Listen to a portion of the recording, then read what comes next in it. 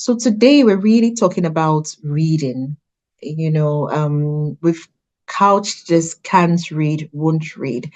And I think this is in recognition of the fact that sometimes it's a lack of interest, but it's not always a lack of interest. Sometimes it's down to some issues beyond the immediate control of the children or the adults in the picture. And of course, this could also be for adults as much as it's for children because I've had conversations with friends where we're thinking, oh my God, how long does it take you to read a book? If you don't have to read one. So it's not something that's only affecting children, but I think even as adults, we sometimes have our challenges with reading for any number of reasons, whether it's because of the pressures of time or whether it's because for some reason we're not able to connect with the materials before us, the accessibility of the materials. So there are all sorts of reasons for this. But our conversation today is really centered on children and trying to understand how best we can rekindle this love for reading in children and young people. And this is born out of an understanding that reading is a fundamental skill and it provides the foundation of children's education, but also their lifelong learning. So as Afrikindness parent team, we're really concerned and, committed to supporting parents with strategies, tools, practical ways and approaches through which they can engage the children in reading. Now, within the UK context, especially in England, there have been studies around reading in young people, in children. And what you find is that some children enjoy reading in their free time, but some do not. And in fact, lots of children do not seem to enjoy reading in their free time. And with the increasing use of social media, there's internet, there's digital distractions, there are all sorts of reasons which contributes to this almost declining reading habits or love in children. And this is something that needs to be tackled because if children need to thrive, if children need to excel in education, in lifelong learning, and if we agree that reading is fundamental to this, then it's something that we need to really focus on. And that's why we have this conversation this evening. So the idea behind today's webinar is to bring together experts, authors, educators, parents, librarians, those who can actually share with us their experiences about how to effectively foster a love for reading and altogether a strong reading culture in children. And we hope that by today's end or at the end of today's conversation, we all leave feeling better equipped to instill or work with our children or the ones in our care to build this love for reading. And for those of them who already read, to make sure that they don't get easily distracted by all those things, happening around us. But as the summer approaches, especially the school holidays are coming, that we feel a bit more confident that we'll be able to guide the children in our care to read more over the holidays. So that's something that we're hoping that we leave feeling more empowered to do. So thank you very much for being here. And over the course of this evening, we'll talk about the importance of reading. We'll talk about how to address some of the key challenges and barriers to reading. We'll talk about some of the strategies for promoting reading at home. We'll also talk about the role of schools and librarians because amongst our panelists, we have experts in this field.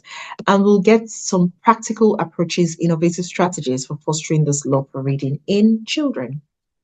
So to start with, and without further ado, I'll introduce us to our panelists and then we'll go into the conversation. Now, in terms of the questions, what we'd like to do is to start with some preset questions which our panelists will answer. But we'll encourage you as you go along to feel free to use the chat area to just put in your comments as we go along. If there's anything you want to talk about in response to what the panelists are saying, feel free to drop that in the chat. And then use the Q&A function if you've got any questions for the panelists as well, so that we can read out the questions, identify them easily. Now, if you're online and you're not on Zoom, but you're on the live stream, feel free to also send in your questions, your comments as you go along. We like this to be as interactive as possible. So the idea is just coming, waiting, as the conversation goes along. So we're really delighted to introduce Naomi Jones, our panelist, who's an award-winning children's author and poet. Naomi brings a wealth of experience from her 8 years in children's publishing to her role as an award-winning children's author and poet. And you would notice from her background, some of the books she's written. I was just saying I could recognize some of them because I've got little kids as well who have read some of these books. So her books include The Perfect Fit, One More Try, The Odd Fish. So you may recognize some of these. And these are books that have captivated young readers worldwide, not just in the UK. In fact, her books have been translated into 19 languages. Can you beat that? How many languages can you speak? Don't ask me because I won't tell you mine. Yeah, but really, it is inspiring. Her works have garnered acclaim, been shortlisted for numerous awards, and she resides in Cornwall with her family and their beloved dog. So thanks for being here, Naomi. We're also delighted to introduce Blessing. Blessing Ingiampi is another panelist who's an international dyslexia teacher of the year. Congratulations, Blessing. Blessing is internationally certified special needs educator and dyslexia coach. She's also renowned for her expertise in neurodiversity. And of course, neurodiversity is one of the areas where we're really focused on as a parent team with Afrikindness. We're currently running a neurodiversity community awareness program, which some of you may have heard from, maybe from our programming, from our websites. And if you haven't already, we'll talk about that a bit more in today's session towards the end. It's something I would like you to partner with us on. Now, Blessing is the founder of Dyslexia Help Africa, and she's also the executive director at Dyslexia Help Learning Academy. And she holds various certifications and is specialized in training from NESI Learning. And during the course of today's conversation, she'll talk a bit more about what NESI Learning is and how it could possibly be a useful tool for us to engage our children in reading. Now, Blessing empowers educators, consults with schools, and she also organizes seminars to raise dyslexia awareness globally. Thank you for being here, Blessing. We also have with us Basia Godel. Basia is a librarian with Leeds City Council, and Basia has served as a librarian with the Leeds City Council, focusing on engaging with communities in Hare Hills and Bowman Tops. So she does have experience with working with communities from disadvantaged areas, and there's this dedication to libraries, which stems from the belief that really reading and access to education is pivotal in fostering inclusive communities, but also in empowering individuals from all backgrounds. There is a commitment to equity, diversity, and inclusion, which Basia brings to the work that they do at the council. And Basia also advocates for accessibility as well as social justice in all aspects of the library's work. Drawing from intersectionality and marginalized identity, they strive to dismantle barriers and create opportunities for others to thrive. So the work that the Basia does, their dedication to the libraries, all of these is really coming from a place of understanding the importance of inclusion and inclusivity, and also the role that reading plays in that process. So thanks for being here, Basia. We're also delighted to have with us Lovett. Lovett Monnier is an education team leader with Afrikindness. Miss Lovett Monnier is a seasoned educator who has over 2 decades of experience in the UK. Lovett started as a French teacher in 2001, and she has held several roles as an advanced skills teacher, director of learning, and assistant head teacher. Lovett holds dual MAs in linguistics and sociology of languages from France, and an MA in educational leadership from the University of Nottingham. Ms. Monnier emphasizes holistic student development, integrity, as well as empathy. Beyond education, she volunteers at her local food bank, fostering community cohesion and welfare. I think one of the things that stands out for me is that this panelists we have here are clearly committed to development, they're committed to community, they're committed to inclusion. And at the heart of it all, we're not going to be discussing learning today or reading as purely an academic exercise, but we're going to be discussing it from a place of understanding the critical role it plays in bringing communities together, in allowing children express themselves as part of society, and also in building lifelong skills. So it does promise to be a very exciting discussion. Thanks for being here, everyone. Like I mentioned, feel free to put in the chat if you've got anything to say, and if you've got a question, please use the Q&A, especially if you're on Zoom, because it just makes it easier for us to track the questions through the Q&A. But otherwise, feel free to put in your comments in the chat area. So I think we'll start now with the importance of reading for child development. Now, thinking about the importance of reading, and within the context of children and young people, because Afrikindness is really focused on children and young people, the work that we do with parents is as an entry point to supporting children, same as the work that we do with schools. So, if you don't mind me asking, Basia, what do you see as some of the cognitive, emotional, and social benefits of reading?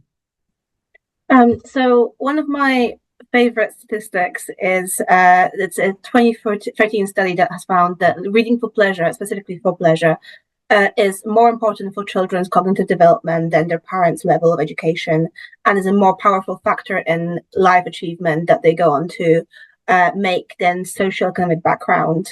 So it's a really, really powerful indicator of how well children will do in the future. And similarly, there was a 2011 study that has found that 16-year-olds who choose to read books for pleasure outside of school are more likely to secure managerial or professional jobs in later life. So we can see this huge impact when it comes to like their future prospect. But equally, when we're talking about social development, I think it is so important to be able to find representation for who you might be or who you might want to be. Even if that is not represented in the people that you see around you, you can find that through books, right? You can find amazing women who have gone on to do incredible things and been engineers and NASA scientists and all kinds of things. And having that reflection, reading those stories of things that you might not be able to see around yourself, but that you might be able to imagine yourself being, is so important for development of children. And equally, when it comes to things like mental well-being and developing social skills, having those examples of how things can be done is incredibly powerful as well. I mean, I think that's a really great opening to this conversation. Just as I was listening to you, when you talked about the fact that reading in itself is even a more significant indication than the economic status or level of education of the parents, I found that as a very powerful statement. I do recall when growing up, my parents used to say to me, there are three things that make the difference: the places you go, the people you meet, and the books you read. But in my adulthood, one of the things that struck me was that with the books, you meet even more people and you get to even more places than you go physically. So books are really powerful and hold a lot of they hold a magic really. So thanks for that opening. And you mentioned some really interesting points about moving on to managerial roles. And this is not just about academic reading. That's another thing I picked up from the conversation already. Because you're saying it's reading for pleasure. So not just reading to pass exams or not just reading school books, but just reading for the love of it. Now, to what extent is this really having long-term impact on first academic success? Because as parents are really concerned about that, but also on lifelong learning. You already mentioned the managerial positions, but could you expatiate a bit more on that? Absolutely. So I've kind of gone away and looked at some scientific evidence behind this as well. So I'm not just speaking to you with my passion. There was another study done in 2016, which proved that students are less able to learn other curricula if they do not develop sufficient reading skills by the middle of primary school. So we are talking about forming those really base skills at very early ages that can then impact your entire educational system, right? Entire educational process.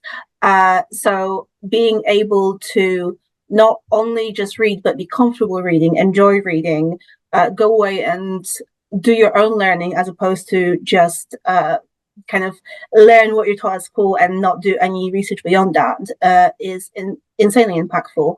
And I think also the comprehension of being able to kind of understand the material that you're trying to consume, right? All those skills are formed so very early in life, and being able to support that will have impact ringing through the entire life and entire education of any child. Oh, thank you so much for that. I mean, if anybody wants to weigh in at this point, please feel free to do so. And I've got a question for Blessing at this point, actually. Now, How does neurodiversity impact on children's reading and development? All right, thank you. I really enjoyed Basia's viewpoints, especially when she was talking about the importance of ensuring that our kids are not just reading just because they want to write exams or because of academics, but because they love to, and it's something they would love to indulge in. Now, when it comes to neurodivergent kids, one of the ways it affects them is, as a parent, if your child is struggling with reading, maybe a learning disability like dyslexia or any other disability, the first thing you need to understand is that most of these kids struggle with low self-esteem. So it's important that as a parent, you're very supportive at home. Now, a lot of things happen in school. Let's assume a child who is dyslexic is asked to stand up and read, and they just can't read for their grade level. They're having issues and problems reading. You have friends who start bullying, you have friends who start insulting, and you might not even know what is happening in school. Sadly, most times the teacher might not even know because you're not always with these kids. Most times they're in the playground or they're eating and then they're training words, negative words here and there. And if your child is not very open to you, they come back home and they don't say anything. But over time, low self-esteem is, your child is exhibiting low self-esteem. You're sending your kids to school, but then beyond just reading, it looks like there are individuals there who are tampering on the person that they are. And you have a child who is constantly feeling less worthy. And most times you don't even know. And you just wake up one day and you realize that, oh my God, your child thinks very less of themselves. Why? Because they can't read.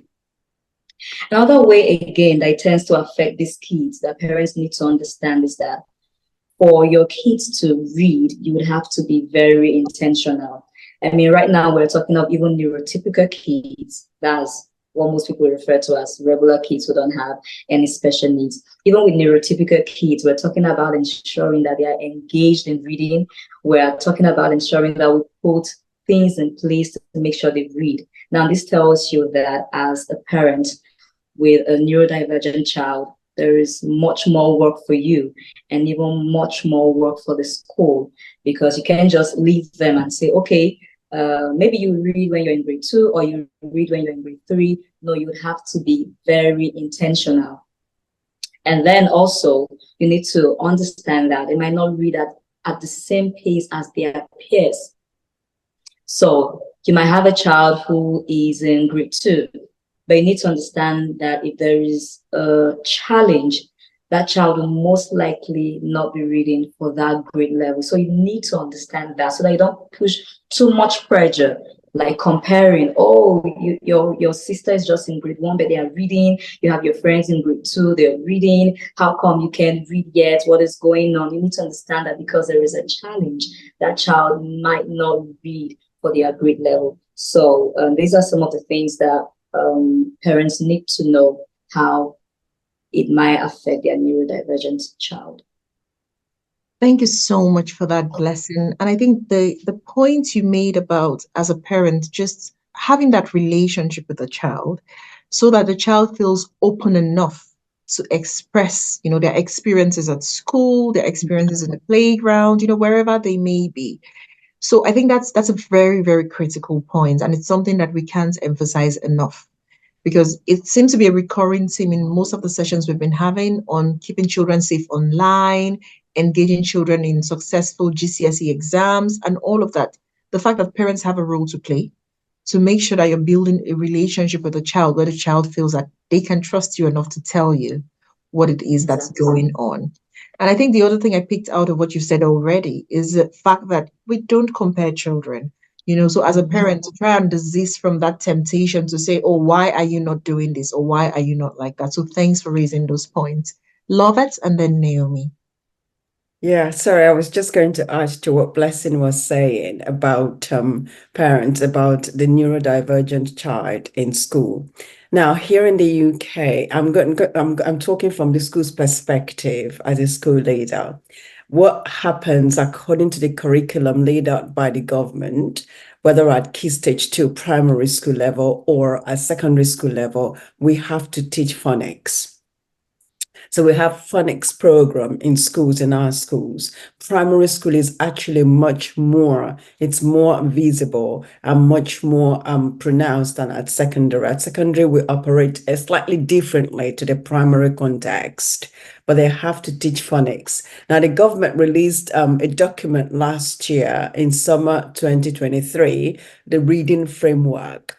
And in that reading framework, July 2023, it spells out categorically how schools should encourage reading through our program, through our curriculum, to make reading more enjoyable for the children, but also it's about identifying slow readers from the start, and also accelerated fast readers from the start. So schools use different programs, Lexia or accelerated reader, where we test children from the beginning and we're able to actually direct them and recommend books.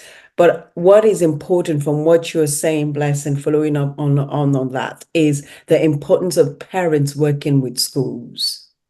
Because then when we do the testing initially, we're able to identify us our neurodivergent child, the stutterer, the one who mixes up the letters when they're reading, the one who finds certain words difficult to sound. And that's where phonics comes in. And then we're talking about phonological aspect of reading, sounding the letters, sounding the words, and understanding the letters and knowing how to sound them. And then also we talk about the comprehension. So what the government has done is there is this document I shared with Freddie. It's reading comprehension, improving literacy at Key Stage 1, at Key Stage 2, and at Key Stage 3, and tips. But it's about parents working with schools to understand exactly, okay, we have tested the child, we have identified certain learning needs that parents may not have identified. And then this is how we're supporting the child in school. But also this is what the parent can do at home to go to corroborate what we're doing in school. We'll talk more a little bit about that. Yeah. No, thank you very much, Lovis. And I think it's good you've raised it at this point so that the parents aren't defensive. Because sometimes, when school comes with a report and says, oh, we've done an assessment and we're noticing sometimes parents could get defensive. But just listening to you, I think it's important that we're not defensive, but we try and understand what exactly the school is saying, what is the basis for the assessment, and then see how to work with the schools to manage that process and empower the child, support them. Because whatever school's doing, we need to also do at home so that it's a supportive process for the child. So thanks, Lovett. Naomi. Hi, yeah, I just wanted to add to what they both said, really. So I got diagnosed with dyslexia when I was 21, halfway through an English degree at university, and I didn't know that I was dyslexic before that because I read really fast, but it's because I don't read all the words. My eyes skip about, but my comprehension was good, and I've always loved books. And when I got diagnosed, one of the reasons was because I was getting really frustrated because I understood what I was doing, I just couldn't explain it. So I think I guess adding on to what Blessing said about children maybe feeling withdrawn or feeling like they're stupid or self-conscious, at 21, I had a strong sense of self, but that feeling of frustration really stayed with me because it was just so frustrating to not be able to convey what I wanted to convey in the way that was in my head. It wouldn't come out right on paper. And I think, so the other things I think that might be sort of helpful to do are to show children that there are other dyslexic authors out there, that, just because you're dyslexic, you might find things harder, but that isn't necessarily going to stop you. I always tell children that I think it's a superpower. I make sure I mention it when I do school visits. And my latest book, Thunderboots, let's see it there, is about a little girl who gets diagnosed with dyslexia at school or finds reading much harder than her friends, but she's really good at loads of other things. And her dad explains that seeing things differently can be a superpower. And I think the third thing I would add is that even if children are finding the act of reading a book really hard, and of course I think reading is super important, but I think there's ways of maybe conveying like a love of stories that isn't just limited to words on the page. So that could be audiobooks or that could be parents reading stories to them, because if children fall in love with stories and they fall in love with words, they will want to read and it will feel like it's for them. So although it isn't strictly reading words on a page, I think for me, reading is all about joy. I love reading. I think it opens up worlds. As Basia says, it improves everything from children's mental health to academic success. It's so important. But for kids who are finding it difficult, there are other ways to access that while you work on the reading with them, with the school, as Lavette said. So yeah, that was what I wanted to say. Thanks. No, thank you very much. And thanks for sharing that as well, because I think it also reminds us that even as adults, we might be struggling. And it's always important to try and understand what the reason for that struggle is and to think about it not as a problem. Because remember when we first started, we said sometimes it's really about the way you see things. So the same thing could happen to 2 people, 3 people, 10 people. But the approach, the way we respond very often makes the difference. It's almost like the half full, half empty cup. So it's the same amount of water in the cup, but the way we look at it just changes everything. So in the same way, if a child is struggling, that in itself shouldn't be the problem. In fact, I would say identifying that struggle is the solution because you already know that there's something that needs to happen.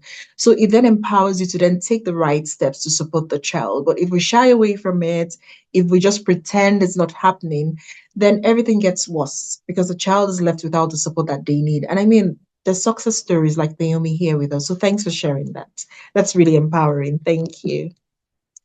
So I think next we'll talk about some of the challenges and barriers. And here I would like to hear from the parents really. What are some of the key challenges and barriers to promoting reading in children and young people? So for the parents who are with us, we have a poll on Slido, but otherwise feel free to use the chat on Zoom.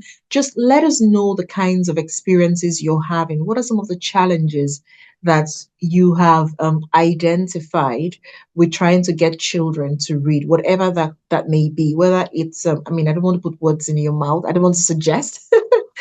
But just let us know, because the idea is if you let us know what those challenges are, we've got the panelists here. We can also put the questions to them and try to get from their perspective some ideas on how to overcome the challenges. So we've got the Slido here. So what you need to go is go online to www.slido.com. It'll ask you for the code and enter this code there, the 3391324, and you can also use the QR code. And just let us know what some of the key challenges are, and we'll follow through and see what comes through from the Slido. But in the meantime, I'll ask questions to the panelists building on the challenges and the barriers and how we could go about addressing this. So from your perspective, Basia, with the work you do in the community, can you share with us how families can overcome some obstacles or barriers or challenges? And some of these could be ranging from maybe limited access to books and resources, or indeed some socioeconomic factors which affects children's reading habits, because we know that sometimes it is expensive to get books, and sometimes there are just, other factors that are more environmental. So how can parents go about, overcoming these challenges and still supporting their children to read? Thank you. It feels very obvious to say it considering my job, but I would very, very warmly invite everyone to find their local library.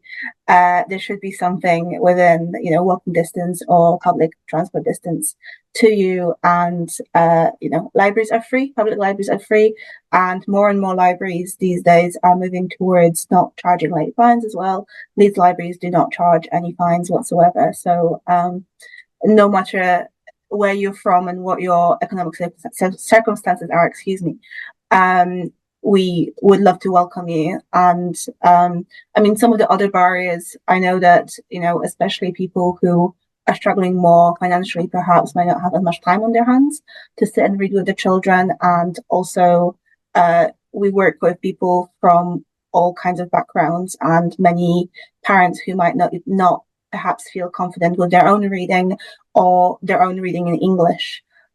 So I would say that your local libraries are very likely to have books in a range of languages, not just English, if that is something that you feel more comfortable with. Or, as Naomi has already mentioned, audiobooks are an amazing resource if you feel kind of hesitant or not confident to read yourself. you can still share with those stories with your children using those kind of resources. There's also so many wonderful videos on YouTube's of authors and illustrators reading books out to children, picture books. So that is a wonderful resource as well. But my answer to this question is always going to be libraries. It's not just books that we offer. We offer events, we offer support, we offer reading classes for adults as well, at least in Leeds libraries, but I would hope that that translates to across the world as well. So whatever it is that the struggle is, I very strongly believe that there's something for you and a way we can help.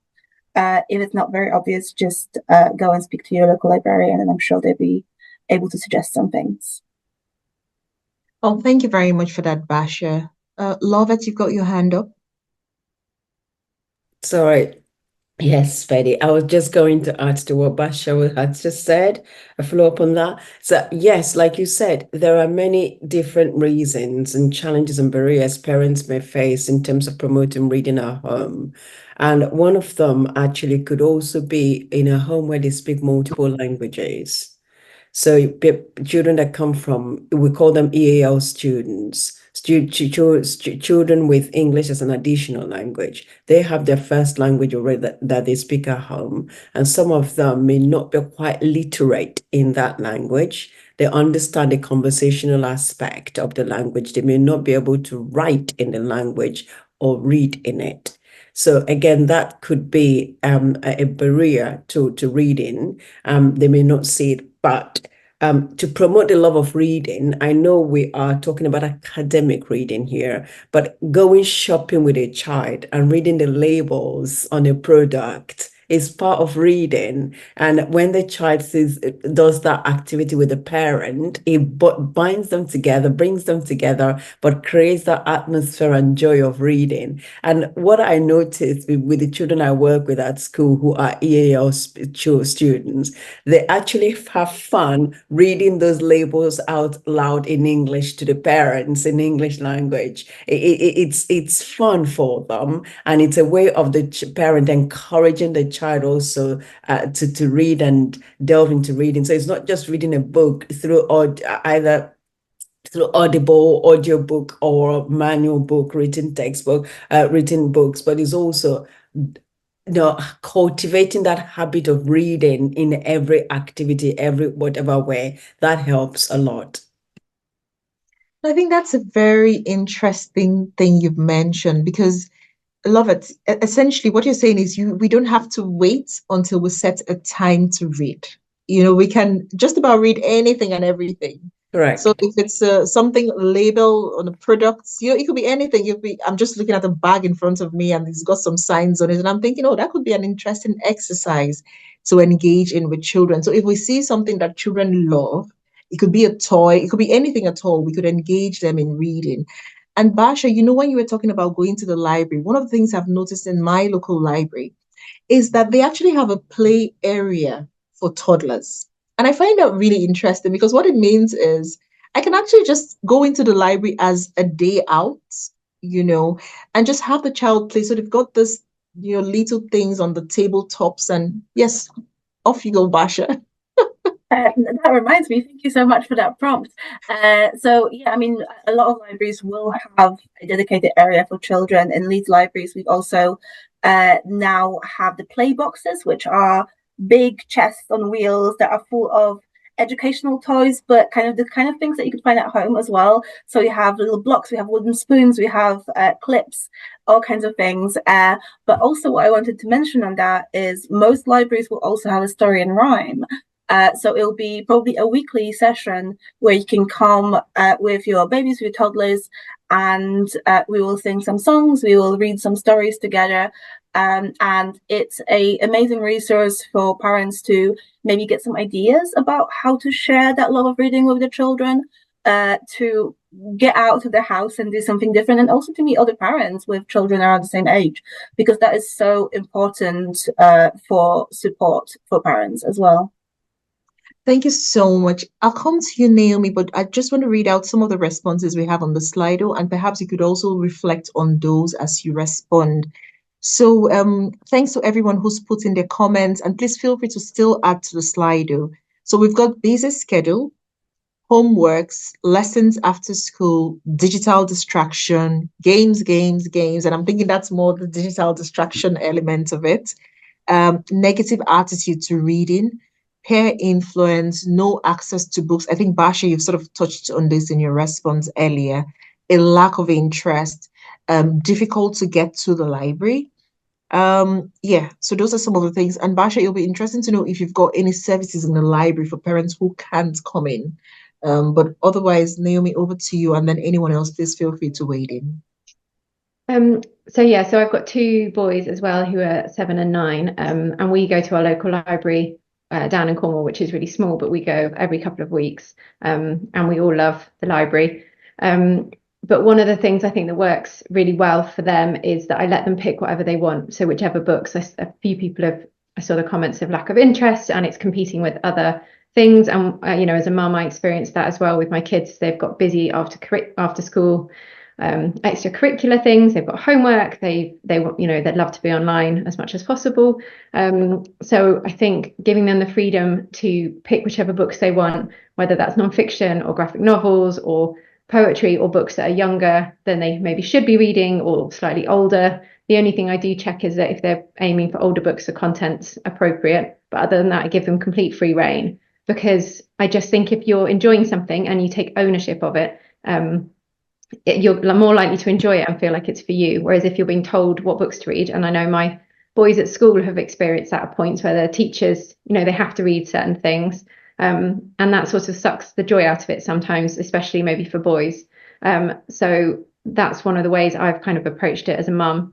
And the other thing to add, when people are talking about some of the barriers that might make it tricky, especially around I suppose if you've got parents who speak, there's multiple languages in the household, one way of doing it, maybe one librarian I spoke to a while ago said, let them catch you reading. So that's about modeling the behavior you want to see in your kids, rather than telling them, because I know as a mum, if I tell my kids to do something, they always copy what I do, not what I say necessarily.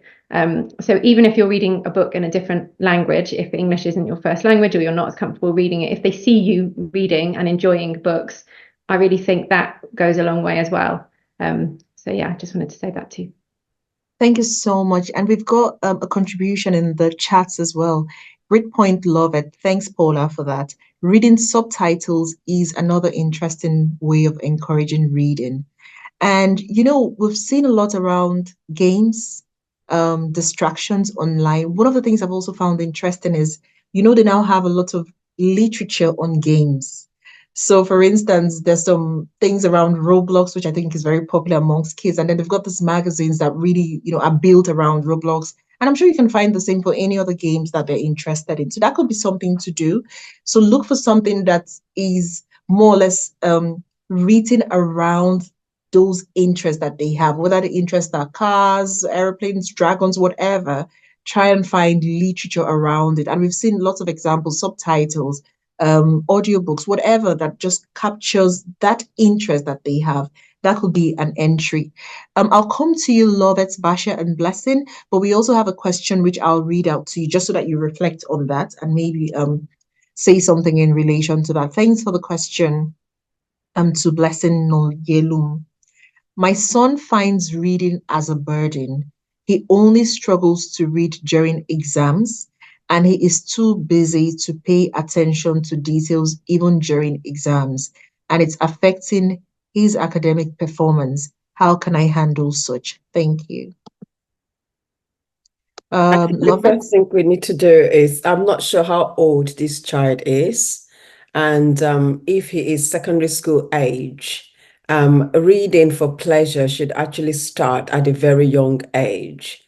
And again, it's about all these things we've talked about, incorporating that. One of the things, interestingly enough, that the government noted in the publication I mentioned earlier, the reading framework, is the lack of motivation. as part of the barriers to reading, the lack of motivation. And of course, they also highlighted what they call developmental barriers, which we have talked about on this platform tonight, in terms of auditory and visual impairment for some children and young people. So when it comes to that question, how do I motivate the child to read? Well, like we said, let's find out the child's interests and center it around their interests, their areas of interest. What are they interested in? Find literature, leaflets, magazines around those. So because it's their area of interest, they will have to read those magazines and leaflets, and then not just reading them, but teasing out the words. When we talk about reading, there are two main aspects to reading. Reading aloud in terms of the phonological aspect of reading, sounding out the words, but also the comprehension aspect of reading. We talk about semantics here and talking about meaning, decoding the meaning of words and understanding how words have different meanings depending on the context they are being used.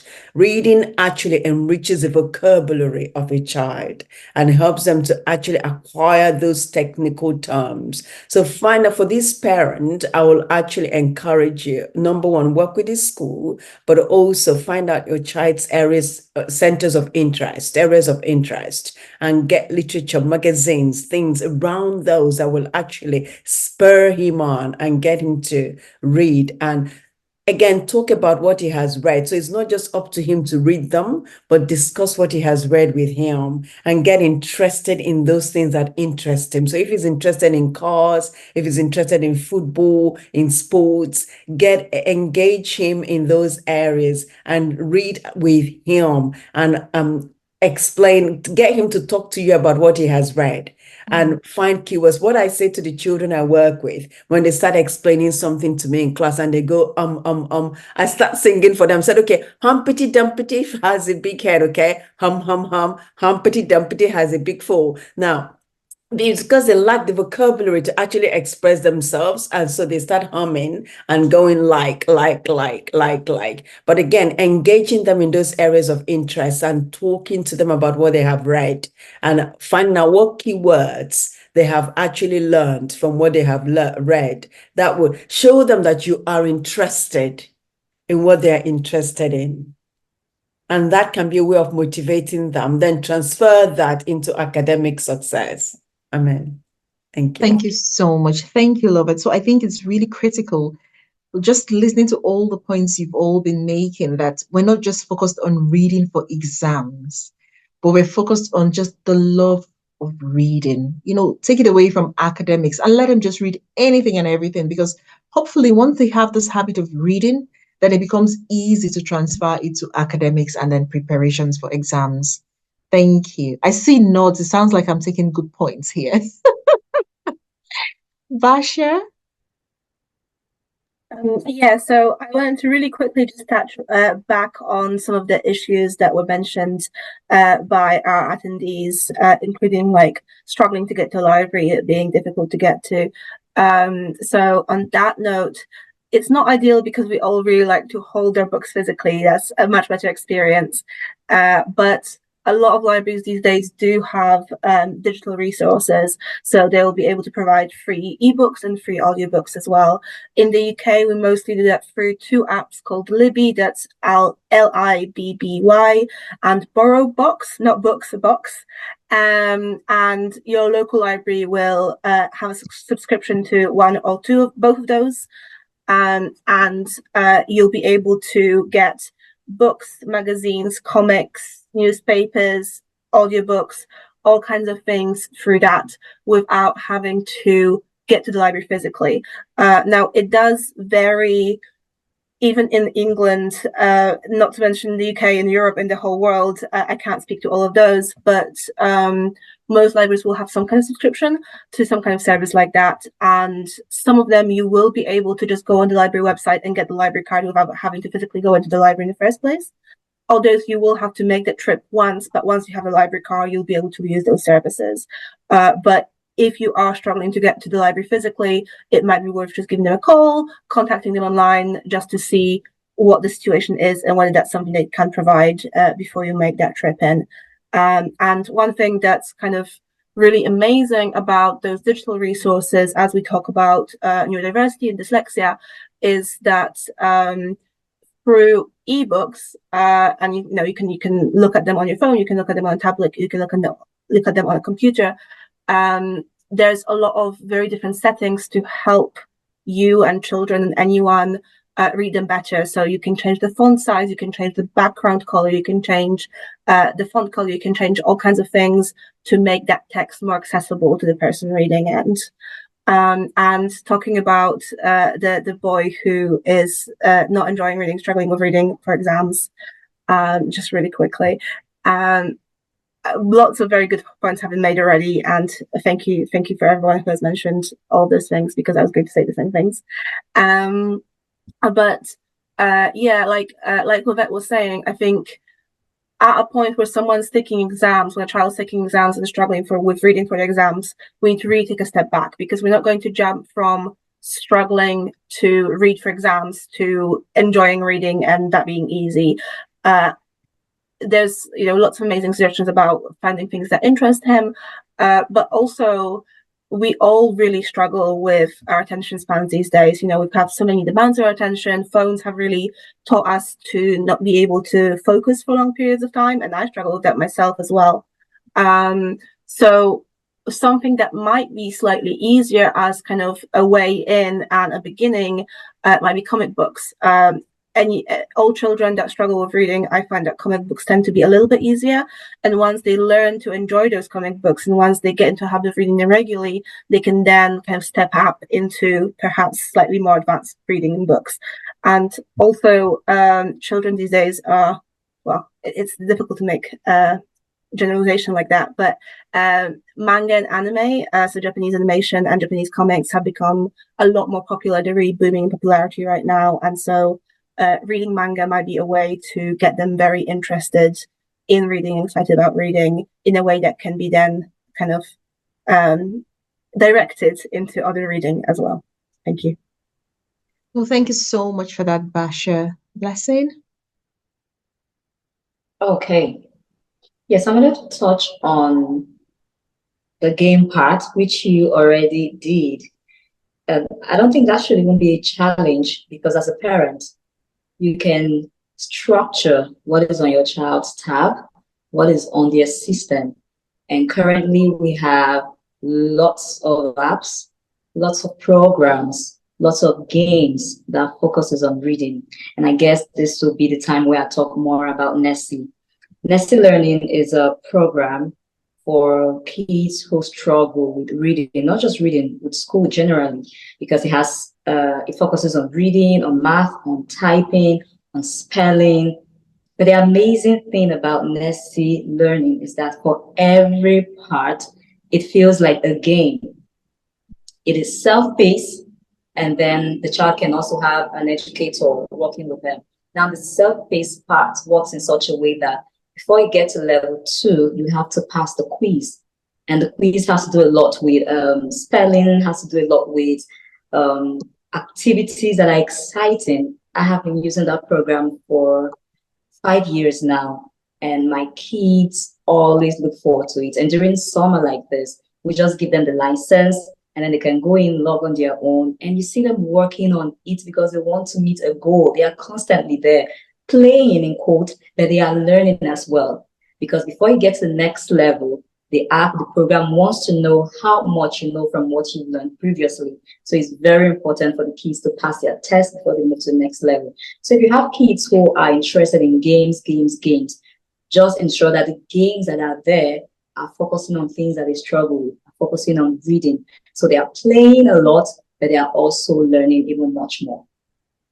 And then about the exam part, I think Lovett already touched on that, but I'm a clear example of that. Reading for exams and reading for pleasure are two different things. I might not want to read on a subject or an exam I'm writing, but it doesn't mean I don't love to read. An example is, while growing up and getting into high school, I was expected, we call it secondary school, I was expected to go to the science class as well. I really didn't know what I wanted. And my counselors were like, oh, you're intelligent, go to the science classes. But when I went into the science classes, I didn't love chemistry. I didn't love physics. And guess what? I spent all of that time going for competition for art classes. So usually the art class is going for a competition. I'll be the one chosen from the science class to go represent the school in the art competition because I love history. I just love to read about history, what is happening. I love to read about the government. That was exciting for me. But chemistry, physics, no, that wasn't really what I wanted to read. So you want to also check your child's passion. Are they exactly where they want to be? And I'm sure Lovett already said more about the importance of ensuring that they are also reading for pleasure and not just reading for an exams. And Dr. Peg, you might also want to maybe go through that list again because it seems we've been able to just pick out the challenges so we can get to see the others.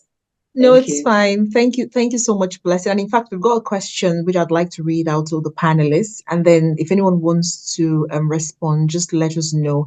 In the meantime, all the panelists have sent in really important resources, some of which they've mentioned in the course of the conversation already. So you'll find the link to that is the Afrikindness parent resource page. You'll find the link to that in the Zoom chat. So please feel free to go online and just follow, all of the information there, including the recording for today's session. At the end of today's meeting, it will also be uploaded there. It's available, it's accessible, free of charge, so feel free to make the most of it. So thank you, Grace, for the question. And the question is, have gotten series of experiences. So Grace has a lot of experiences with this. Kids that will vehemently refuse to open their mouth when it's time to read. Some will be reading to themselves as if not having voice, but during play times exhibit louder voice. What could be done to help out? So on the one hand, there are children who just refuse to open their mouths when it's time to read. And on the other hand, there's some that read, but they read really quietly, like they're reading to themselves. But you know that they can speak loudly because when they're playing with their mates, their voices are louder. So how do we manage and support children in such situations? Lovett? Okay, thank you very much. That's a very, very good question because it cuts across everything we're doing in school. How do we encourage children to learn, number one, to project their voices when they're talking, and then number two, to understand the importance of read aloud. Now, read aloud is now part of the curriculum here in the United Kingdom. And in my subject area, languages, the new GCSE specification, students are expected to read aloud in their speaking exam. So we give them a short text to read aloud, but it does not start when they have an exam. We start training them during lesson time. And as a teacher, classroom practitioner, I know that there are some of my students who will not open their mouth to read at all in class. Now, we have to be careful of their own mental state, well-being, and also be careful not to put them down, their own self-esteem, because it could be different issues and different reasons why they don't want to read aloud in class, openly, publicly. Now, for the exam purposes, they're in a room and students have asked me this. I work with 11 to 18-year-olds. They've asked me this again and again, Miss, am I reading aloud in public in the classroom or is it in a room with you, with the teacher? So it's important to reassure them that, especially when we know that they're vocal. So it's not about their vocality. They are vocal children. They are very loud. They're vocal. But again, there is just something about reading in the public. They don't want to be made fun of. So it's where phonics comes in. What we do that works is we do choral repetition a lot in lessons and in class. We do choral repetition where everybody is repeating after the teacher. And then when we read aloud, when we read in class, we actually allow the teacher to be the lead person reading aloud. So the teacher reads a particular, if in a chapter, the teacher reads a couple of lines and then may point to Joe to read the next sentence, point to Sophie to read the next sentence. So it's actually a carousel. Sophie may not want to read. Don't force Sophie. It's okay. So that's fine, Sophie. Next one, you can take the lead. Now, find out by working with the school librarian, and also we do lots of testing, standardized testing, okay, to enable us determine the children's reading age, because their reading age could be lower than their chronological age. So we do Lexia. We use Lexia as a program. We also use Accelerated Reader to test to their reading age and ensure that they're reading according to their reading age by recommending the books that are appropriate to their reading age. So it's about understanding the barriers behind that, but also knowing the right approach to support the child so that the child can overcome those barriers and become a confident reader when it comes to reading aloud. Reading aloud is something we have noted in school that could actually pose a challenge to some children, but it's how we tackle that and approach it can either make or break the child, and we'll have to be very careful, very sensitive in the way we approach it as in schools and in the way we encourage children to read aloud without necessarily damaging their self-esteem, but encouraging them. Lots of praise. We use lots of praise reward system in our school, achievement points when they read aloud, give them achievement points, lots and lots of positives to encourage them. And I use myself as an example. I speak French. I schooled in France. When I came to the UK, I could not read aloud because I was afraid that they would make fun of my accent and they would make fun of me when I would read in English language. French, no problem, I could read for you. So it took a lot of time for me to overcome that fear of not being made fun of when I open my mouth to speak in English. That today when I speak in English, you would actually think I was born here. No. It was really difficult for me at the beginning. So I can identify with those children who are struggling to read aloud in schools, and actually what we do to support them is important. Thank you. Thank you so much for that, Lovers. And I guess as a parent, we could even try the reading aloud at home. So it could mean that rather than give the child the book and say, stand there, read to me, and let me hear you, we could actually walk with them, read with them, and then see how they build the confidence and get more comfortable with us. And I think sometimes maybe if they hear us make mistakes, they could also laugh and realize that actually, mom's made a mistake, dad's made a mistake, so I can make a mistake and it's okay. So thanks for that. Blessing. While you said that part, I was laughing because, most parents here in Africa, I mean, mom made a mistake and you're laughing. Are you okay? Why are you laughing at mom? That's an African thing anyway. But, well, Lovett has said a lot already. Most of the things I wanted to say, she already mentioned. But then I would like to talk a little bit about words, how powerful they are. So first, if a child is not reading aloud and you know that they have a loud voice, they have the capabilities to read out aloud, the first thing you want to figure out is what is the problem? Like Lovett shared why she had that challenge growing up. So as a parent, as an educator, have you been able to figure out why this child that is quite active during playtime, but then while in the classroom, this child just won't read out aloud? That is your first task, either as a teacher or as a parent. You need to find out why, because there is a reason. The child didn't just wake up and say, okay, I'm not going to read out loud. There is a reason. And one of the solutions to that is also the importance of using your words. And Lovett already mentioned that praising them for every little effort they put in, you appreciate them. Oh, great job, you're reading. Although I can't hear you well, maybe you could just project a little bit, a little bit, a little bit. So use your words to build confidence. And this has worked a lot because most of the kids that join us for intervention, most of them, when they come in for their dyslexia or reading intervention, these are kids who are not confident. And why? Because of the words, the negative words that they've heard. And most times, this is even at home. We spoke about parents and teachers working together. And this is so important because you have their little sibling, saying, oh, you can't read. You have the mom saying, oh, your sister is the one correcting you. So they're not confident enough to read in public. But then when we have this reading intervention with them, one-on-one, just us together, we're able to encourage them. We're able to tell them that, oh, you can do this. Just keep at it. And then over time, their confidence, begins to build up. And when it builds up, they're able to, read more even in school. But then even as a teacher, you need to work on the environment in your classroom. What kind of environment is there? Are the kids supportive? Do they laugh when a child makes mistakes?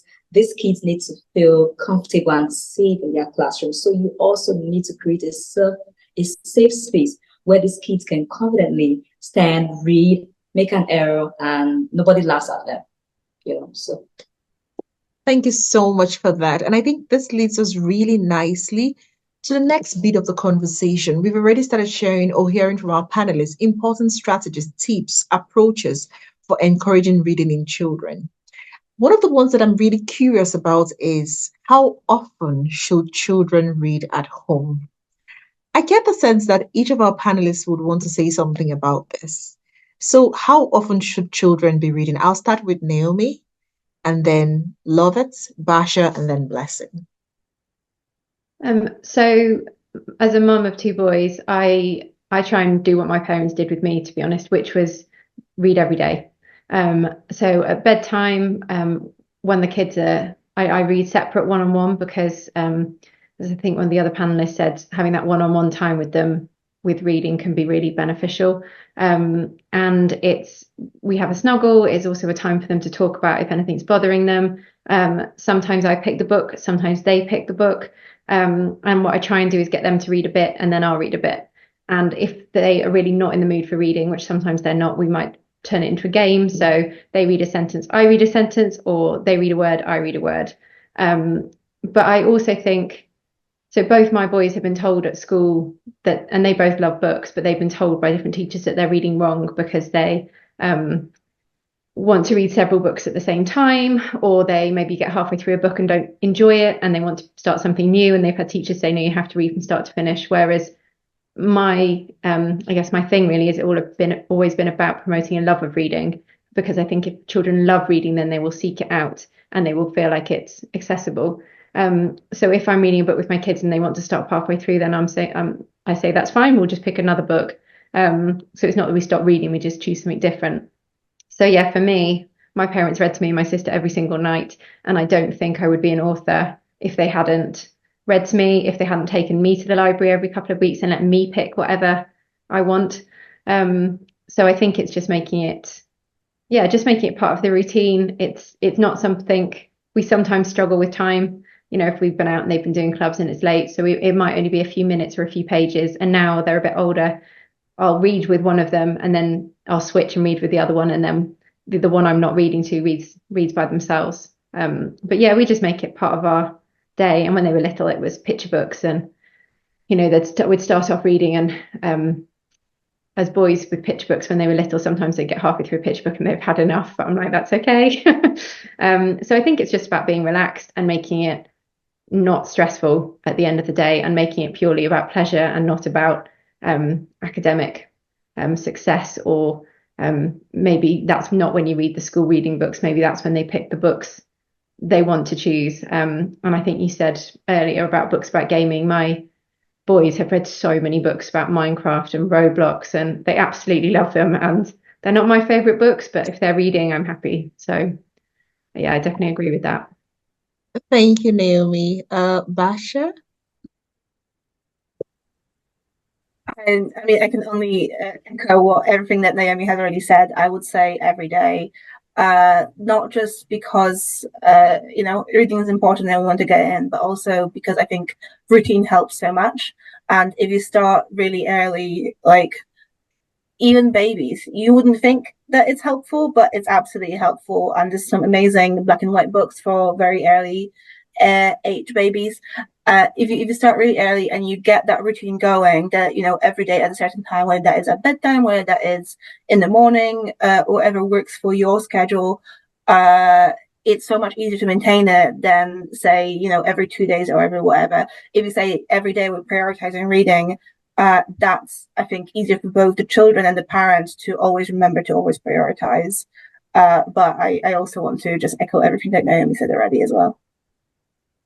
Thank you so much. Love it.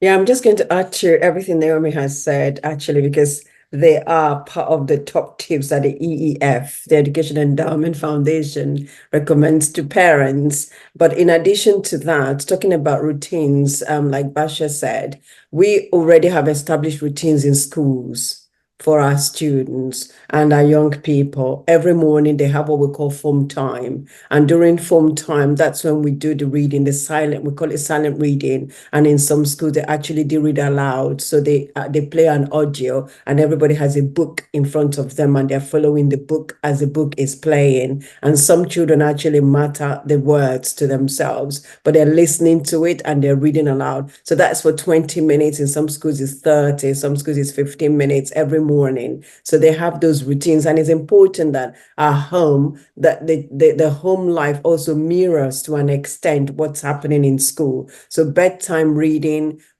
at all times, reading again and again and again, leaflets, magazines, every opportunity, labels on things, every opportunity to read. Now, I am reading aloud as a parent. My child is reading, they see it, they see me actually modeling what the kind of behavior I expect of them. And they now know that how important it is to read. And then they come across some difficult and challenging words that they cannot pronounce. We Google it together. So, okay, how do we sound these words? Because they do phonics in school. And it's quite interesting that sometimes you see the child teaching the parent phonics, especially if they come from a home where they speak multiple languages and the parents didn't grow up in the UK, which is fine. It's fun. It's family time. It's really fun. It's a child actually transferring the learning they have acquired at school at home. So those routines, we have them in school. And what we do in school also, we do what we call the standardized testing, so that we actually recommend, according to their reading age, the appropriate book for them. So the child is not reading a book that is way above their reading age and they cannot comprehend,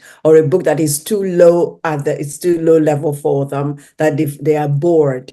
No, but we also encourage them in secondary school to bring their own book to school. So bring their own book. Okay. So if the child, and I say to parents, if you don't like the book that the school has recommended for your child to read, ask the school whether your child can bring their own book to school so that they can maintain that routine instead of them opting out from that routine. So it's important to establish that routine of reading and develop that love of reading when they're reading their own books as well. So it's very important. Thank you. Thank you very much, Lovers. And I think I'm going to pick up on what you've just said. You've mentioned the fact that the reading age could be very different from the chronological age. And I think Blessing had mentioned that earlier. And then you've talked about the fact that if parents aren't happy with the books being read in school, rather than say stop reading, parents can engage with schools to try and explore ways of managing that situation and still keep the children in the reading program, because that's the priority. So thanks a lot for that. And I'll go to the other panelists if anyone would want to make any contributions to these 2 points.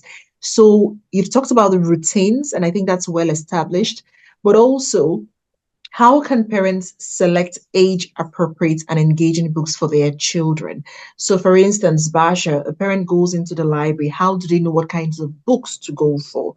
Naomi, the same for you. How do parents know the kinds of books to look out for when age may not be the same in terms of biological age and reading age? And same for you, Blessing, as well. What kinds of things can parents look out for in understanding how to select age-appropriate books? And at the same time, do you have any suggestions on engaging with schools in addition to what Lovett has kindly shared? Blessing. Okay, all right. Yes, I do. We have established the fact that you have to read every day. This is the same thing for adults as well, ensuring that you read every day. And the timing is not the most important thing. How long? Duration is not the most important thing. Just try as much as possible to ensure that your kids are reading every day and you are reading every day, as well. And I wanted to chip in flexibility, because most parents, we're in a society where we have parents who are very busy and they're wondering, oh, maybe I come back late. How can I read a bedtime story? I don't even have time for homework. Be flexible. You can choose to driving home from school can be a time for reading. Just ensure that you throw a book into the car, because most times when kids even come back from school during the driving process of getting home, they're usually on the tab or on mom's phone. You can switch that period into a reading period where they read. And Lovett spoke to us a lot also about not just, they can read labels. They can read, I mean, while you're working, cooking, they can be reading the labels on whatever it is you're working on, or, oh, bring me the pan. How do you spell pan? Pan, and all of that. So for a parent who you're here and you're like, oh, I'm busy, just be flexible. The days you come home early, you can make sure you read a bedtime story to them. The days you don't come home early, you can decide to, let's read in the car, that will help a lot. And then I think the other question was, remind me again, please. If you're levels, having right? Age appropriate. Yes. Good.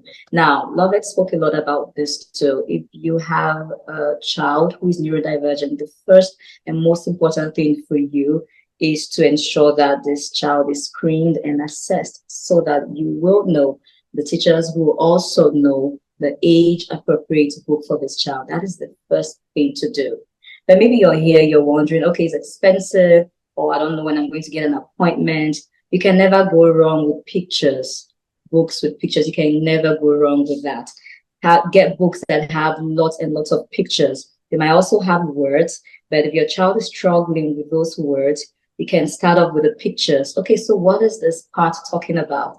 Oh, okay, it's talking about, I can see a mom, they just came from the market, oh, this happened, oh, that happened. And if this child mentioned some of the words that are also in that book, you can then highlight those words and start working together with that child while you ensure that you work towards getting an assessment, because it's important that both you and the teacher, the school, know the age appropriate material for this child. And for kids who are neurodivergent, you just need that screening to be able to know. Thank you. Thank you so much for Dr. that. Can I just add to that, please, if that's okay? Thank you very much, Blessing, for that. Let me just say something. In school, when I talk about screening, we do test the children. We test them using different programs, Lexia, and we test them. Some schools test them 3 times a year. Some schools test them twice a year. So we test them at the beginning. And based on the results of the testing are done in such a way that the test is about comprehension, right? It's done digitally on computer-based testing. And then based on the results, the librarian will now recommend the books, and the books are color-coded depending on the program that is being used, whether it's Lexia that is used or accelerated reader. So it's color-coded to match the reading age of the child, not the chronological age, but their reading age. And so the books are age appropriate. And what we do, and I know that schools I've worked in, is we send a letter to parents informing them about the test and the test results. And so parents are aware of the reading age. Some parents get a bit iffy when the reading age is lower than the chronological age, but they pay attention. We encourage them when they ring up the school to find out more information. We encourage them to pay attention to the next steps, and that the reading age does not remain static. It can change. It's very flexible. It changes. It can actually go above the chronological age of the child. And then we engage them in different activities and different things they can do to support the child at home and while we are working with the child in school, so that there is that partnership going on, home and school, with the child in the center, all intended to support the child in improving their literacy, the love of reading. And we've come across children who go, I don't want to read. I don't like reading.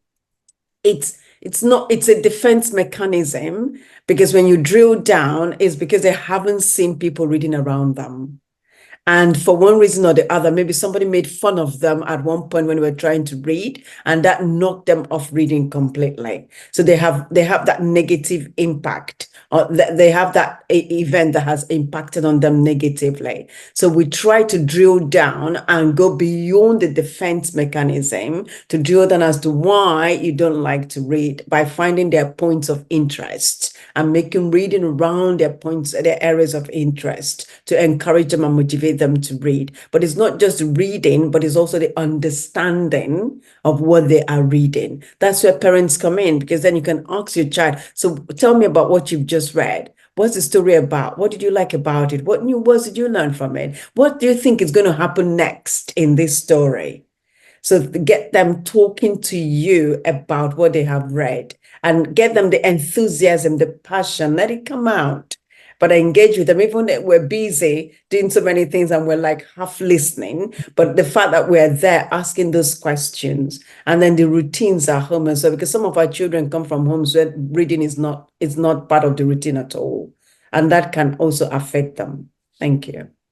Thank you so much, Lovett. Naomi, you've got your hand up. Yeah, so just to add to those points really about how parents can select age appropriate books. I mean, I've said before, I think it's really important to let kids pick their own books, but if parents are looking for guidance, in my experience, librarians and booksellers are super knowledgeable and really friendly and really happy to help you if you ask for help and you say, you know, these are the kind of books my child's been reading, this is the kind of thing they like. They're normally, my local librarians, they're amazing and they're so good and they'll order in books for us. And so that's one option. I sort of look at age ranges on books as more as like a guideline than anything that's set in stone. But I do understand that for older children who find reading hard and they've maybe got a younger reading age, they maybe don't want to be reading kind of younger looking books or books about younger topics. But there are books published that they're called high-low books in the trade. So they're for children with a higher age and a lower reading ability.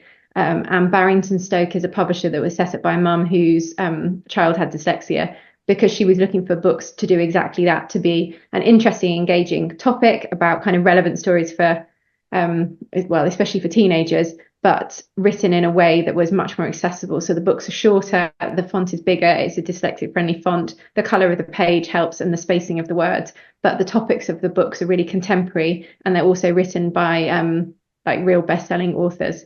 So that might be another option. And then the third thing is to echo what I think was said previously about graphic novels and comics being a really good way in. And also nonfiction too, to be honest, because you can find maybe nonfiction about a subject they're interested in, whether that's football or another kind of sport or gaming or coding, or, you know, there's so many really cool nonfiction books out there. And the way that information is presented is maybe easier to read if you're finding really tricky. The amount of writing is smaller and shorter, and there are pictures to go with it, but not pictures that maybe feel as babyish. So that might be a way as well to do that.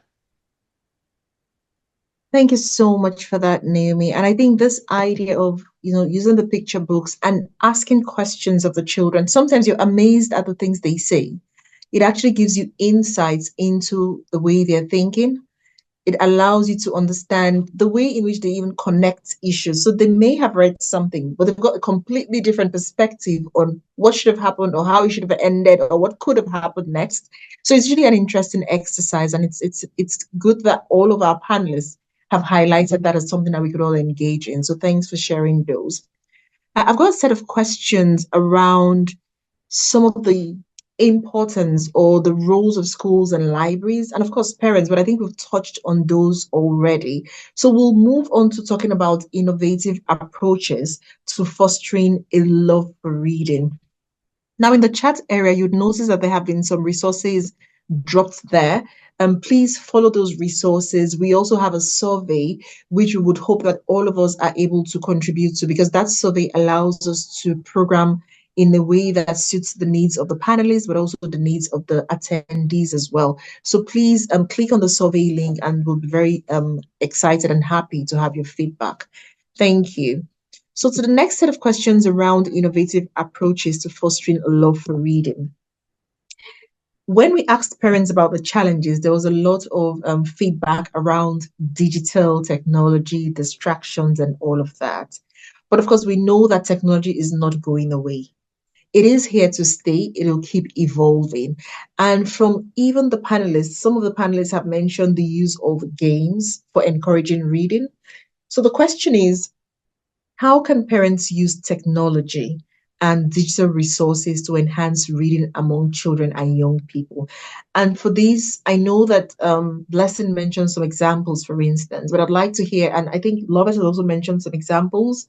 If you could point us or signpost us to some innovative technologies or digital resources so that it is not pushing against children because they want to use technology or digital resources, but it is working with them and building on that interest that they have. So how can parents harness technology and digital resources to enhance reading among children and young people?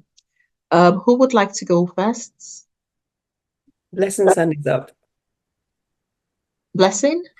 Okay, my hand was up based on the library part because I just realized that I saw quite a number of people from Nigeria here as well, and I wanted to address some of the challenges we have when it comes to library here. I mean, I'm in the city capital, Abuja, where of course we have access to amazing libraries, but of course the libraries are empty. That's one of the major challenges here with cities that have great libraries. But then you have other states that may have libraries, but then the books there are not relevant. So maybe a Nigerian is here wondering, okay, how do I access the library? Basia has spoken a lot about, the library. How do I access that for my kids? Or maybe I don't have the time to go to the library. So one of the things we would like to do is to, if you're here in Abuja, yes, I can help with that. If you're not, then you want to check out for private libraries. There actually are. Like we are currently now, and downstairs there's a library for kids, which is very affordable.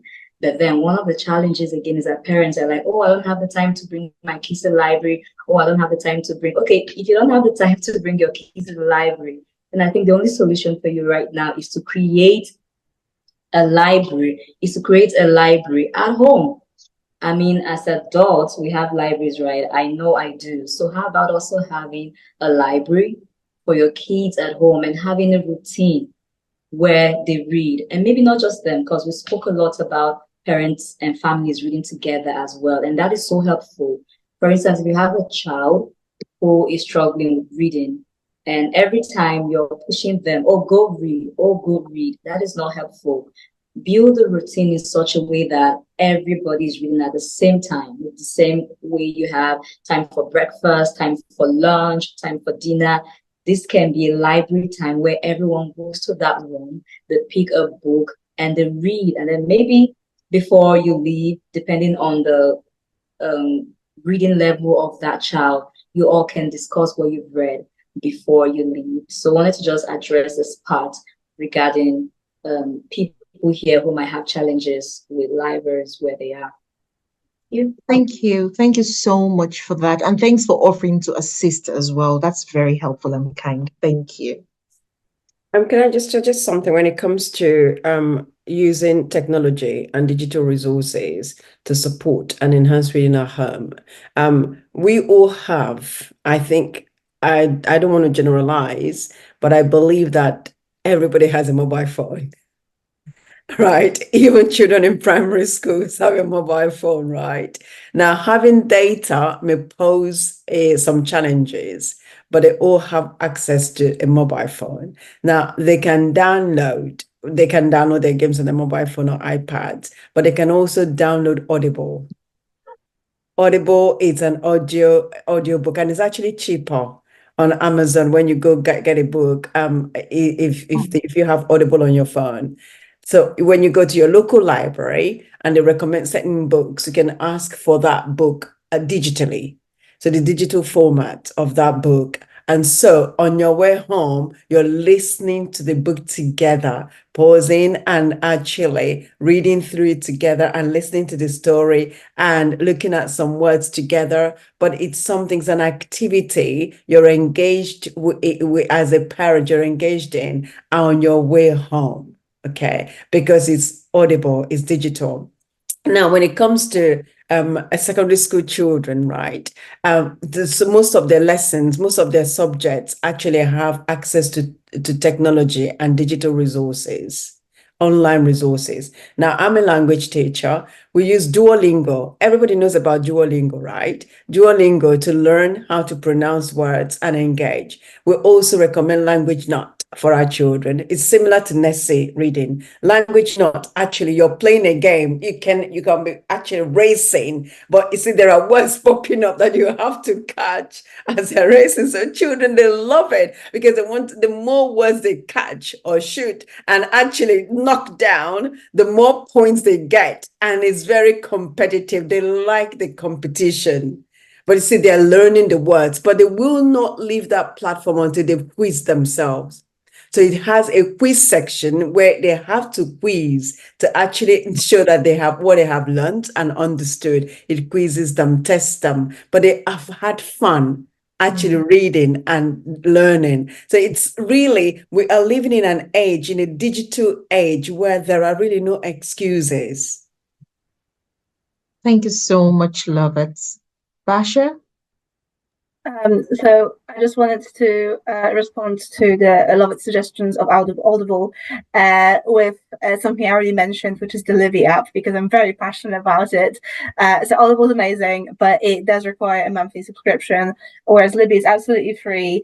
And there are certain libraries, if you have a Google, there are certain libraries which will allow you to get a library card just for just online. You can apply to them. You don't even need to live in the country. I've got one from California, actually, because I collect them, so I get as many as I can. And you can just listen to the audiobooks for free, and it's absolutely amazing. And also, when it comes to encouraging children to read, the Summer Reading Challenge, which is a national scheme here in the UK, every year we encourage children to read at least 6 books over the summer holidays. That has a website as well, and you can sign up to it online wherever you are. And there are activities and resources on that website. So that might be something worth looking at as well to encourage reading, especially over the summer holiday period. Thank you so much for that, Basia. I mean, at this point, it's really open to everybody. Blessing, Naomi, Lovett, anybody, if there's any points you'd want to share with the parents, in terms of what to try out. Thanks, Basia, for mentioning the Summer Reading Challenge. That's one I always engage in every year. And it's really exciting to know that you can engage wherever you are. So you don't have to be in Leeds or any part of the UK, but anywhere you are in the world, it's open to you. So thanks for sharing that. Naomi? Yeah, we do the Summer Reading Challenge. I do it with my kids every year and they love it.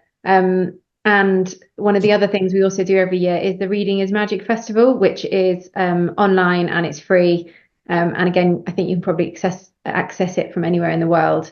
And one of the things I do with my boys is if they're interested in a book or they like an author, I will Google and see what is available. So we've done multiple different draw-alongs from YouTube.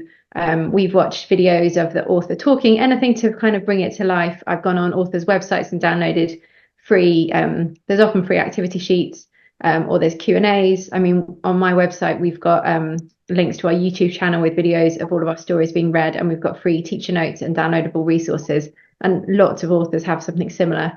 So I think one of the things I try and do when I do school visits as well is just try and bring stories to life a bit. So if your children are interested in something in particular, kind of just have a look and see what's available, because there's often more available for free than you might think online. Thank you so much for that. And I think we've got the links to the activities in the chat area. So for instance, Naomi just mentioned the Summer Reading Challenge and also mentioned the free Reading is Magic Festival. So thanks for that. I think we've got, Basia, you've already mentioned the Summer Reading Challenge. Is there anything else you'd like to mention from the library before we move to Blessing? You put me on the spot now. I know that I've shared, when you've asked us for resources, I've shared a lot of very similar things that Naomi has mentioned, like videos of authors reading and activity sheets. Have a look at your local library's website, see what's available, see what activities they have, see what's going on. That's all I'll add to that, and then we can move on. Thank you. Excellent. Thank you very much. And indeed, we've got all of the resources already online. So parents should feel free to go to the Afrikindness parent resource page and just check what's there. Blessing, you've got your hand up. Any parting shots? Okay, all right. First, awesome work, Naomi Jones. I just went through your website and I'm definitely going to exploit. Parents, you should explore that website. Amazing. I'm just browsing through it and I can see amazing things already that I'm sure my kids will benefit from. And one other website I also wanted to mention that my kids have benefited from is Storyline online.net. I've had kids who didn't love reading, love that website because you get into the website, you choose the book you want, and then someone popular reads that book to you. And what parents can do, you can actually get that book as well. So you can go through the website, look at the books, choose the books that are appropriate for your child's reading level, and then you can go get those books as well and have them at home. So while the kids are listening to the celebrity or whoever is reading the book to them, they are also reading that book as well.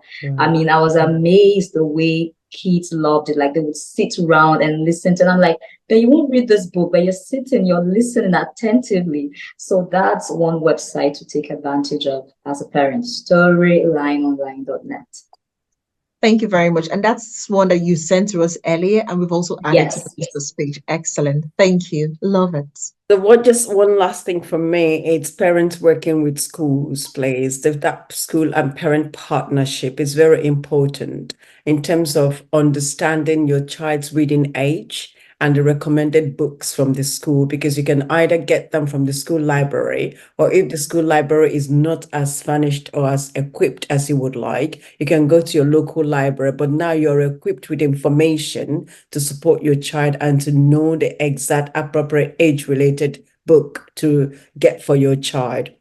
Now, I've seen cases where children want to read above their reading age because they want to show off to their friends that they can read at that age, but they don't understand anything at all because it's way above them, but it's just peer pressure. But as a parent, because you're armed with that information, you can now support your child, but not to put them down or to hike them up, but actually to support them, to read with them and to let them know that, okay, this book may not be as interesting as you would want it to be, but it's actually what we're reading at the moment, just for now, and then we will move on from that. The book can also be around their areas of interest, their centers of interest. So if they're interested in football, again, getting age-related materials and magazines and documents around that for them will actually help them. But working with schools have a standardized testing method, and schools teach phonics. Every school has phonics program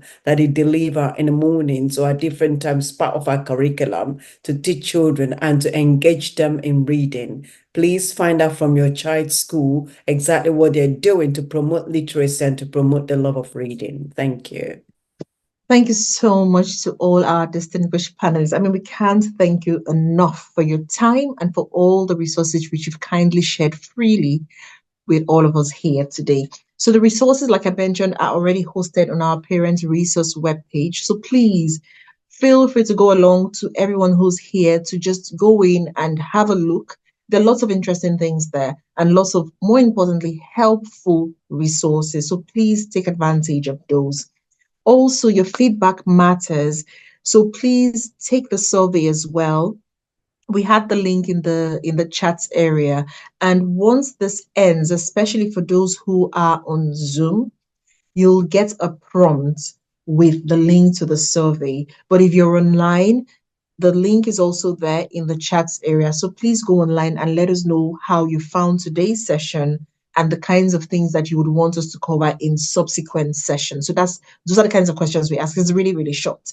How have you found today? But we also want to know what kinds of issues would you like us to cover subsequently so that our programming can be better suited and tailored to your needs. So this is the QR code for the Parent Resource page.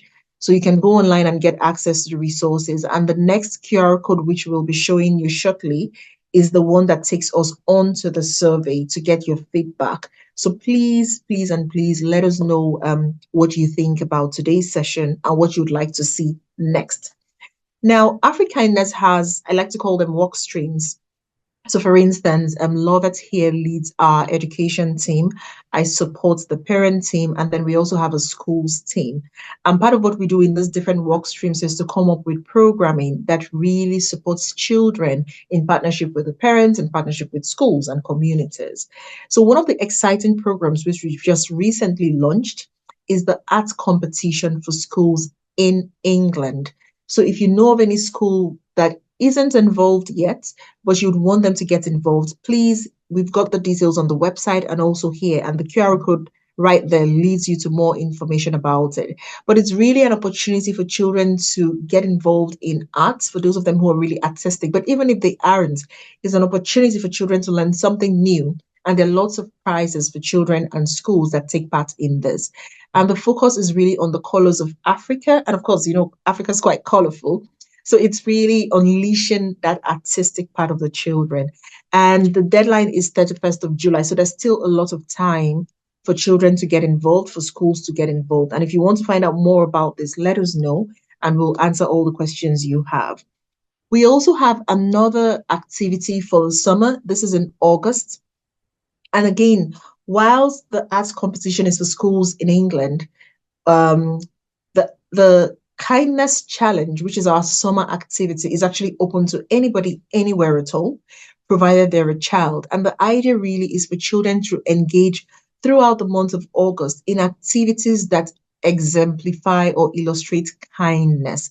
So all of the activities are listed and they're very basic things. Sometimes it's about helping a neighbor with something. Sometimes it's about doing a chore at home. So it's just little acts of kindness. And at the end of the day, children who get involved and send us information about this, they get a certificate.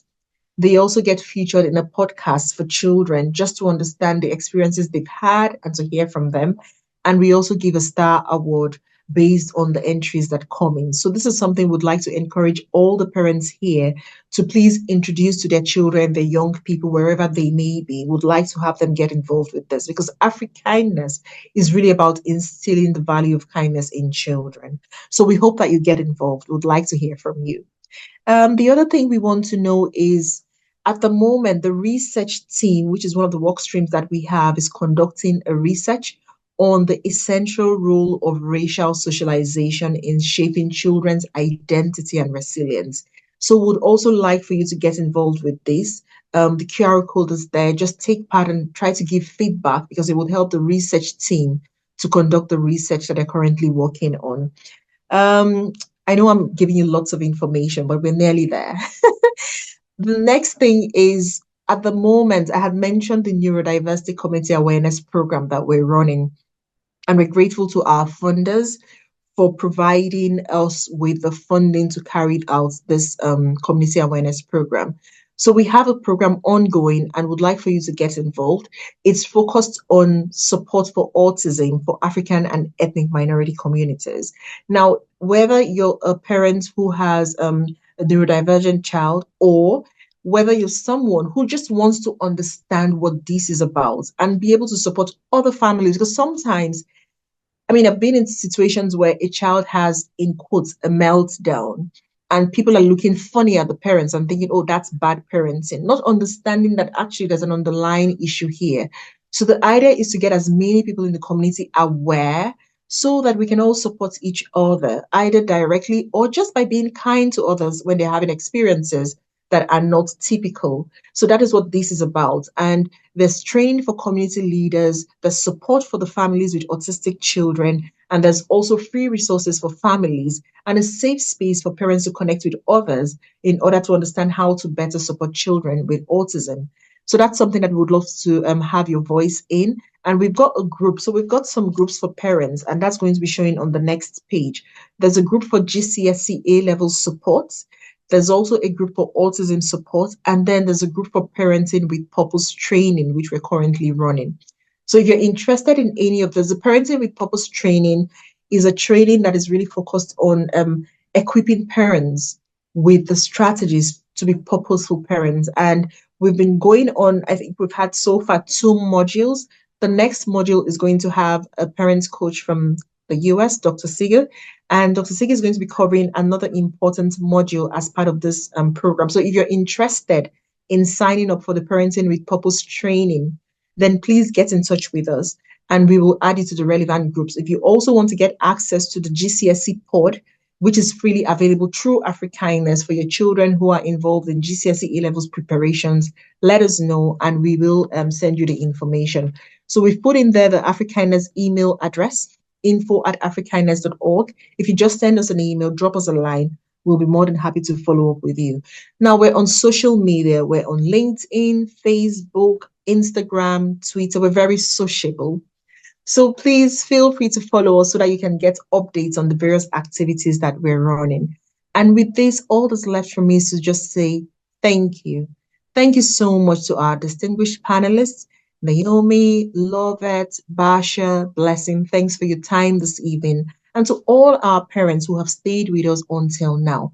Thank you for your time. And please, please, and please, all of the things you've heard today, don't chuck them away somewhere. Go and practice them. I'll be practicing with my kids. Do the same with your kids as well. Do the same with your friends' kids. Do the same with the younger ones around you because it takes a village. We need all hands on deck to make this work. So let us do the best we can to instill this love for reading in children. Thank you and enjoy the rest of your day. See you next time at our next event. Bye for now.